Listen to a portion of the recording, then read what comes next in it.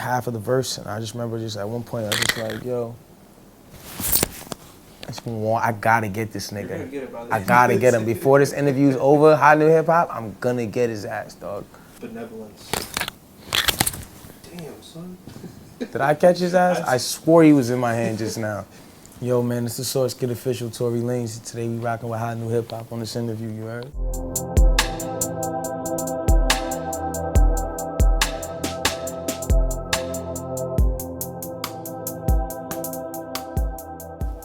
So yeah, off top, just noting some differences between debut, sophomore. The biggest, most obvious one is features, no features. What made you decide this time to bring people in? I wanted to be more collaborative this time, just as far as like me, myself. The last couple years, I was very like I was in a very like experimental stage with my music, so I was very like self-concentrated on me, myself, and I, as far as like just becoming different and having a different kind of sound that no one's ever heard, and just creating new sounds and things like that. This year I feel a lot more confident in bringing my sound to other people and allowing them to experiment on my sound too. And so this year, and kind of like towards the end of last year, I just started doing mad features and like just hopping on a lot of stuff and just, you know, being a part of a lot of things. Like, and I think a lot of people are happy about that, because I think a lot of people have been wanting to work with me, but either whatever the politics were or whatever, you know, but I'm in the game now and we here, so. So it's like a wide range of guest featured artists. How'd you go about deciding these features? Is it like every feature on the project happened organically, and I was just like, yo, you would sound really good on this, or I catered the records to them, I brought them the record. As far as like the situation being organic, just making sure whatever was going on, I never ever forced it on nobody. You know what I'm saying? Because my music is not meant to be forced on people. It's meant for people to gravitate to it. no, So like email until somebody it has to be nah, in the moment? nah, it was That's in the, beautiful. What kind of stands out to me is the New York heavyweights on there. So it's like, being that we're in New York, that 50 Cent feature is epic. yeah, it's incredible. It's one of my so like, favorite things. how in the world did you wrangle down like 50 Cent, and like what caused the NYC connection for you all of a sudden? I met 50, I want to say I want to say it was last year, yeah. I met him sometime last year in the summertime, and I think something happened with this dude I know named Cena and Renee, which I think is like 50's dude he be moving around with, and they knew each other and they linked it up, and then I ended up meeting him, and I remember first day I met him, we was just sitting there talking for like an hour and 30 minutes, like just talking. He was just telling me all kinds of shit and just like taking me through things, and like I just like remember listening to him and just feeling like, damn, like this nigga's like, this is like who I know I'm gonna be like this is like me looking at an older me, like, you know what I'm saying, like he's accomplished, he's a boss, you know what I'm saying. You see your future goals and what you're working towards. Of course, like of course, and just looking at it like, because the fact that we both like cinematography so much, that was the biggest thing about, I think, when we linked up, was that he probably didn't even know I was into this much film shit. You know what I'm saying? I didn't know, like I knew from a standpoint of, you know, power and things like that nature, but I kind of realized as a fan, like, yo, this 50 loves cinematography. Like, I wonder if he loves it as much as I do, like, you know what I'm saying? And when we linked, it was like we both kind of shared the same thing about it. And I told him, you know, I'm shooting a movie. I've been shooting a movie for the first album called I Told You, but I want to connect it to this album. So I want to call the movie I Told You Memories Don't Die. And basically, when I did it, I said, yo, I would love for you to be a character in the movie. And I showed him a couple scenes, and he said, yeah. That's so dope. And so I said, this is incredible. Like, you know what I'm saying? And from that point, we built further on, and then we came to this point where this album now, there's a song on it called Pieces. Mm-hmm. And with Pieces, the thing about Pieces is that Pieces is a song where it's like it deals with this, it's a whole story, it's a cinematic story. Oh yeah, it's very cinematic. Yeah, like it's a very deep story. So, you know, it deals with this girl, she's a rape victim, and then you know, whatever. It's crazy. But just that in itself, doing that record with him, to me was super dope because I feel like I got a taste of the old 50 pause. Like I got the old Get Rich or Die Trying, like real hungry, crazy sounding, hissing his teeth. 50, you know what I'm saying? And the hunger. Yeah, exactly. And I could feel it, and I was just very happy about that because I think it's one of the best verses I've heard from him in a very long while, and just like I'm just happy it was mine. Like as far as the record, like I said, we're both into the cinematic, so he saw it from a standpoint of like, if I was writing this as a script, how would this be written? I added the second verse, and then what I kind of did with 50's verse was I used it as the beginning and the ending. Kind of like when you see a movie and you see a scene at the starting, and it's like super crazy, but you don't know what the fuck the meeting was for. You know what I'm saying? Or you don't know what the fuck the part of the movie was for, and then the rest, at the end, you see the same scene, and you're like, oh my gosh, that was what was going on when I first saw the movie and it opened up. That's crazy. The first scene is the last scene is the first scene. So 50 kind of ends up being like the narrator of the whole kind of thing. I tell like the bulk of the story, and then he kind of sums it up. You know what I'm saying? He starts it off and he sums it up.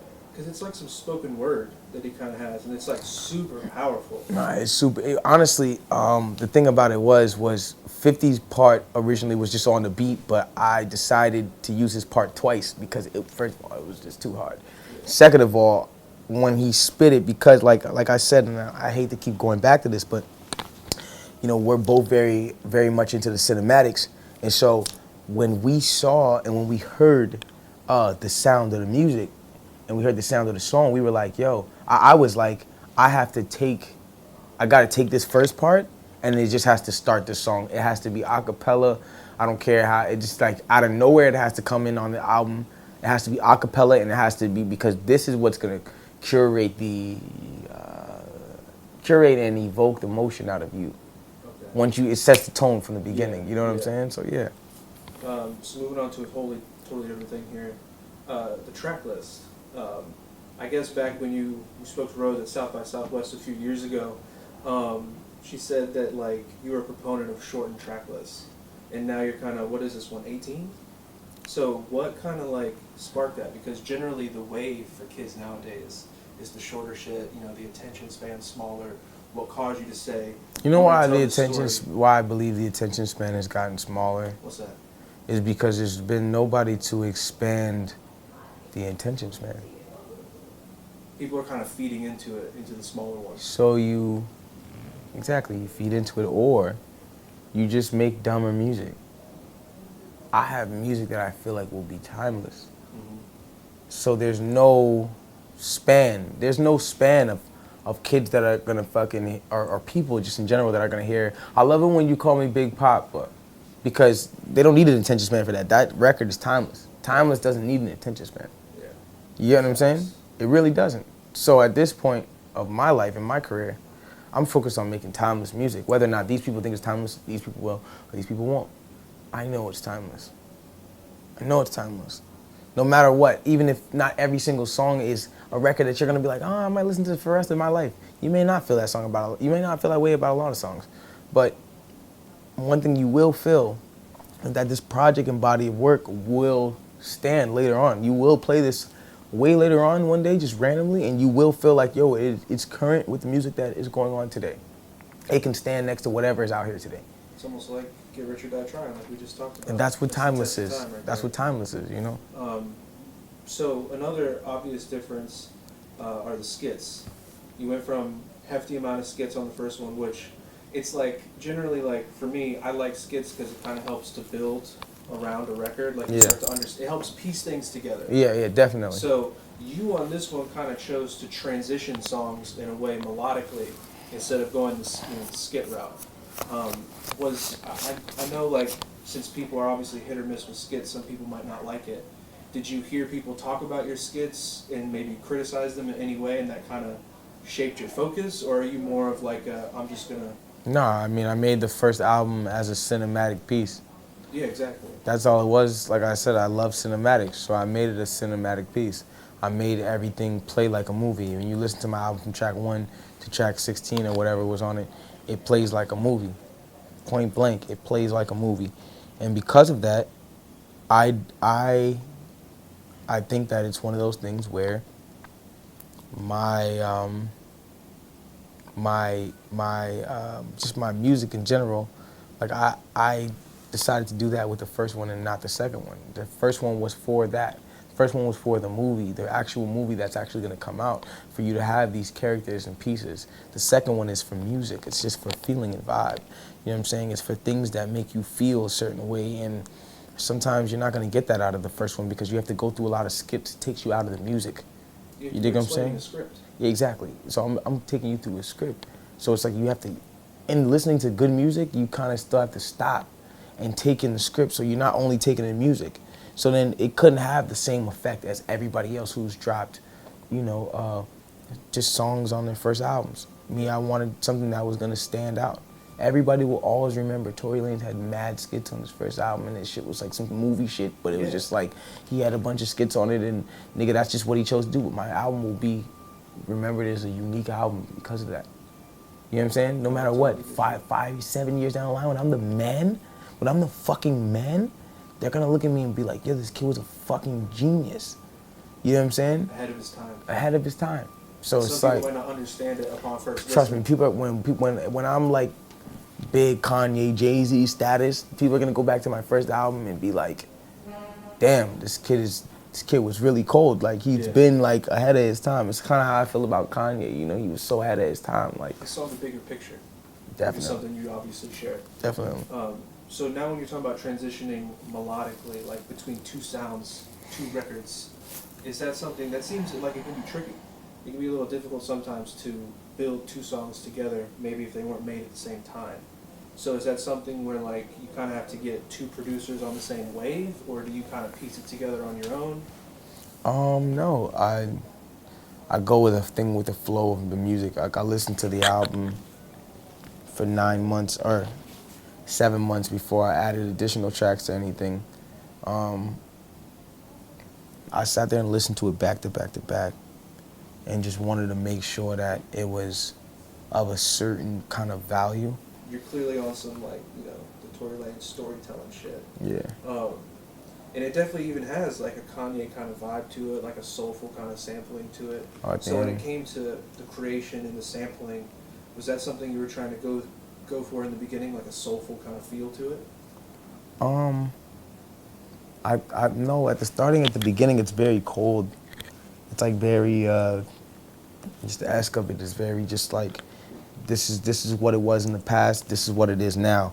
The second part of Benevolent is this thing with like when I was talking about when I was in Dubai and I got drunk as fuck and I got alcohol poisoning and like I almost died in the hotel and like the paramedics rushed in to get me and like I woke up, I had fell asleep at like 6 a.m. in the hospital. I woke up at like 2 p.m. and like I wasn't tired though, like I just slept these hours somehow because I was just fucked up, like, you know what I'm saying?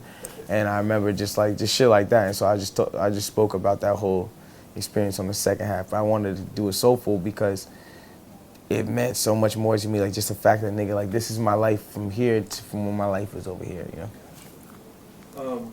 Another thing that is like throughout the whole record is you seem to be getting a lot off your chest. There seems to be some venting that's going on. Definitely. Were there specific things you were trying to vent about before you started making this record? No, not necessarily. I just wanted to just like, oftentimes, and like I just told the other people who've interviewed me today, like, oftentimes, like, when you have, when you're an artist and you have songs and you have things that go on behind those songs and you have bloggers that are making stories up about you every day, you wanna express and say, yo, my nigga, this isn't true because da da da da. But when you add light to those situations, then those situations then become bright, and now we can all see the situation. Maybe we might have not even seen it until you brought light to it. So for the fucking small group of people that are fucking on your line about this problem, they believe that you really did this, and you kind of want to explain to these people like, yo, it's just not real, like it's just not, you know what I'm saying? And then everyone kind of generally has this opinion about you. Now some things are even different. They're even bigger. You get hated on a broad scale, or you get something happens and people see it on a broad scale and you want to explain yourself, but you can't. You can't explain yourself. You can't say, oh no, this was you can't do any of that because you give people clout. You give the problem clout. You get what I'm saying? And my thing was with this album was like, a lot of people have gotten clout off of like stupid fucking shit that's not true. Like, you know what I'm saying? Just people have come up out of their fucking minds and just said a lot of crazy shit. Girls have said I dated them and like I was like some abusive guy. Like girls have never even seen things like crazy things that just have been happening in the past. Oh, Tory Lanez, he spends $30,000 at a whole Renfrew because the store owner says da da da da. Things that people don't know the real backstory to. You know what I'm saying? Tory Lanez, da da da. I wanted to clarify those things. Period, point blank. You know what I'm saying? Put everything on wax. Period, point blank. Like, you know what I'm saying? I mean, a lot of the stuff you put on wax, a prime example is Hate to Say. Yeah. And I want to ask, like, first and foremost, like, what's the sample of that song? What was the beginning, the building of that song? This dude, Christian Lou, had sent me a beat, and it was called, like, Beach something. I don't know what he called it. But I just remember, I was like, it's probably gonna be another pop record. And I remember just playing the beat and then hearing it and just being like, yo, this is crazy. Was there anything you wanted to say on this album that maybe didn't make it? Nah, I got it all off. There's things that I saved for the next album. Of course, you know, it's just things that happen every day that are still going on and still happen every day that I just gotta, I'll save in bits and pieces for everybody to get a story. That way I don't never run out of content. That way I don't ever run out of, you know, I don't ever want my music to ever start getting cliche to people. Like I don't have nothing to talk about. Like I always have things to talk about. This motherfucker. You got it? You got it.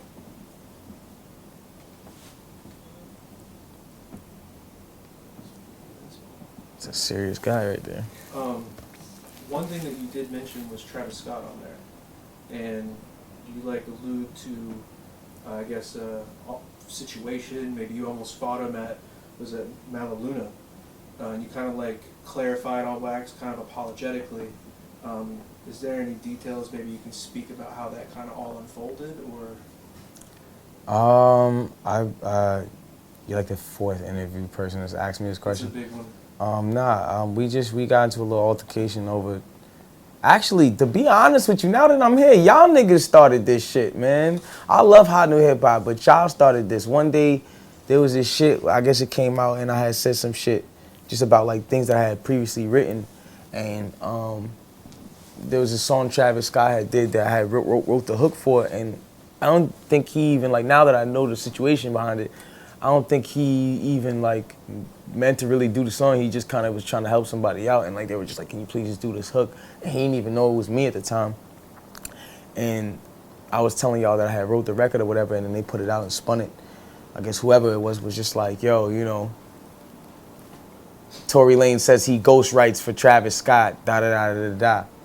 And boom, you know, we get into this this whole thing, and I think around the time Liddy came out, people was like, yo, you know, I think it was Charlemagne or somebody said like, yo, you sound like Travis Scott on the Liddy record. And a lot of people were saying, you sound like this nigga. And they were saying like I sounded like Fetty Wap and like a whole bunch of other people like on my album and stuff. And I remember just saying like, yo, like I can't sound like anybody that I wrote for.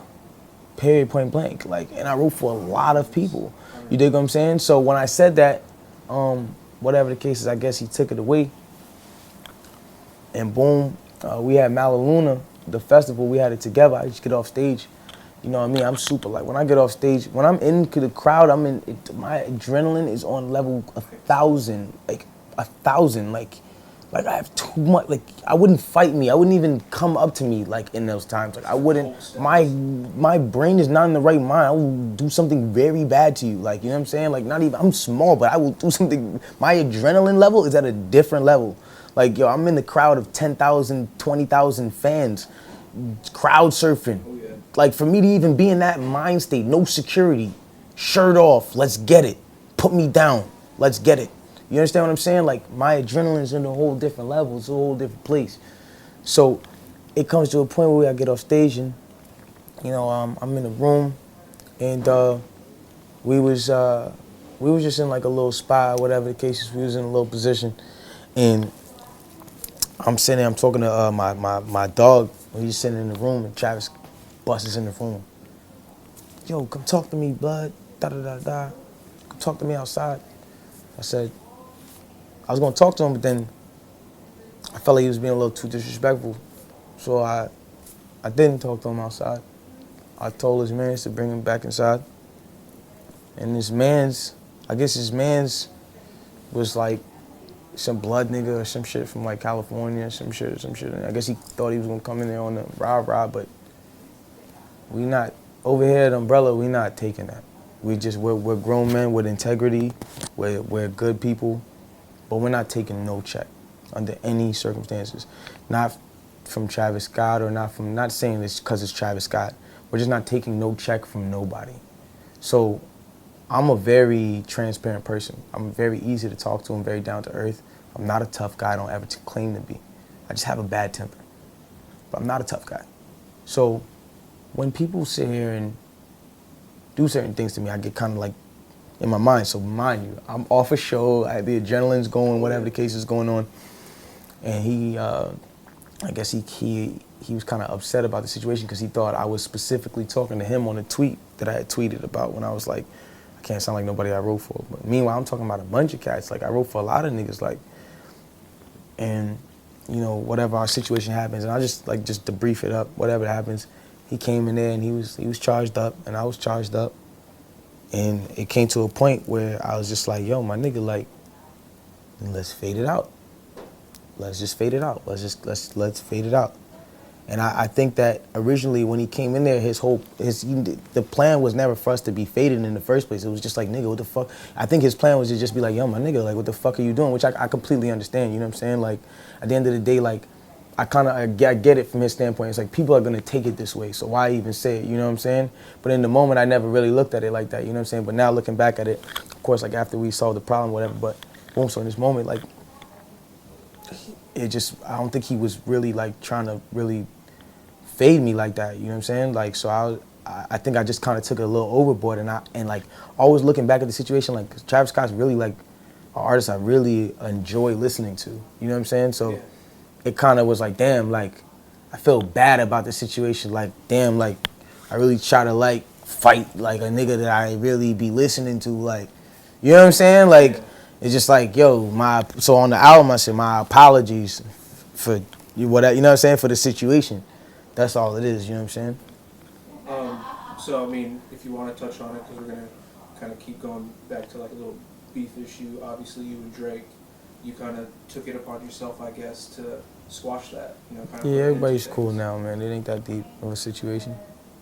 Was there anything in particular that made you kind of, like, for lack of a better word, see the light on the situation? And maybe nah, I think we was just two young niggas from the same city, like, bro. It happens in a lot of cities. They was just about to fuck up the money, but the thing about a lot of cities is a lot of niggas don't care about their bag. They not natural born hustlers.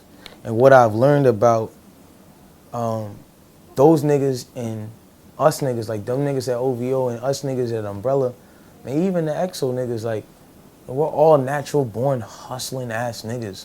Like, that's what people don't understand. Like, beyond the talent, like, yo, I'm a fucking hustler, my nigga. I can fucking sell you fucking, I can take a piece of this fucking thing, nigga, and say nigga's a piece of a fuck. I'll sell you anything, my nigga. I can sell you anything, bro. Just like, nigga, I could sell you some shit that you say you never buy, ever in your life, my nigga. For real, bro. I can sell anything. Drake, he's a natural born hustler. The niggas in his group are natural born hustlers. The niggas in my group are natural born hustlers. You understand what I'm saying? And so when it comes down to, like, yo, we beefing over, we don't even really know each other, but it's just like we beefing over the fact that we're both nice in a weird way or whatever the fucking kid, whatever, I don't even know what we were beefing about. Whatever, we was beefing, and then it just ends up being this thing where it's just like, yo, we're fucking up the money. Is the money getting fucked up worth this beef? That we don't even really have, that's not even really nah, it's just not. It's too many bags to get. It's too much money to fuck up. Why would we fuck it up? So moving past beefing and all that stuff, you're obviously a man of a lot of talents, but two in particular. A lot of people try to rap and sing. You're one of the very few that actually do it well. Thank you. Do it really well. Thank you. This one, there seems to be a lot more rapping going on. Yeah. Was that a conscious effort to like serve some fans like, yo, don't Yeah. forget, Yeah. I still got bars? Definitely. I feel like the I Told You was a little bit slower. It was a little bit soft to touch. R&B heavy kind of vibe. Not necessarily just R&B, but like just experimental. And so like the sounds of it was just one of those things that kind of just, I don't know, it just kind of made it, like I just cared more about, like I told you times I cared more about just creating a different sound that no one's heard yet. This one I cared more about being honest and just like giving niggas everything that I didn't get to give them that I really wish I would have gave them the first album, but it's just like, you know what? It wasn't meant for the first album. It was meant for the second album because nobody comes harder than the first album the second time. And I knew I was going to do that. That's the truth. And I knew I was going to do that. You know what I'm saying? Struggle with that The sophomore. second album sucks. Yeah. My album didn't do that because I structured my first one differently. Always thinking about the bigger picture. At the end, what is it? Happiness Tell Me. You mentioned, you know, fellow people from Toronto, and you name dropped Nicki on the record. And it says something along the lines like, I may have fucked it up with Nicki right before this album. Where does that situation come from? I was talking about Nicki Minaj. She was on Shooters originally. She was on the record first, and then I was telling her something about her verse. I wasn't like saying it was bad or anything. The verse was incredible. And I'm also like a super Nicki fan, but I was telling her something about the verse. And I think maybe it may have came because I was texting her, so it may have came off just like in a different way. She probably read it differently than I said it. It happens a lot with text like that. Yeah, I'm not gonna lie. I've gotten to a lot of I've gotten to a lot of like stupid shit like over like text because text doesn't say it the way you say it in your head. You know what I'm saying? Yeah. People just read it how they read it. You know, so I think it maybe it kind of came off a little bit. I don't know, arrogant. Just kind of said something I shouldn't have said about her verse, and she was just like, "Well, nigga, it's just not that serious. Like, take my verse off the thing." You know what I'm saying? Cut dry. Yeah, I was like, all right. I'm not like I love Nicki Minaj when it comes down to the music and like her whole thing, but I'm not like a reacher. Like I won't sit there and like once a nigga says it's quiet, it's quiet. I'm fine with that. You know what I'm saying? I'm a great musician. Like I'm gonna always create great music and I'm gonna be around for a very long time. And maybe in the future, when the time is right, we'll do something that's right and we both feel comfortable with, you know what I'm saying? But for now, until that time comes, you know what I'm saying, I'm always gonna be here making music and I always got records for her too, you know what I'm saying? Like if she ever needs or whatever, not saying like I write the record, I'm sure she writes her own shit.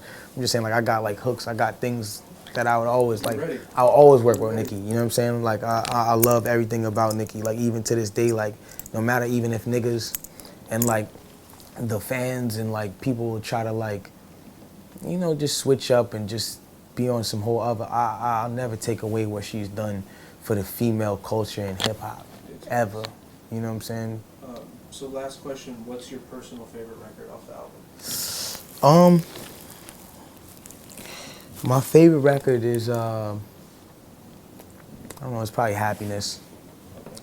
Happiness or, damn, I don't even know. Hate to say.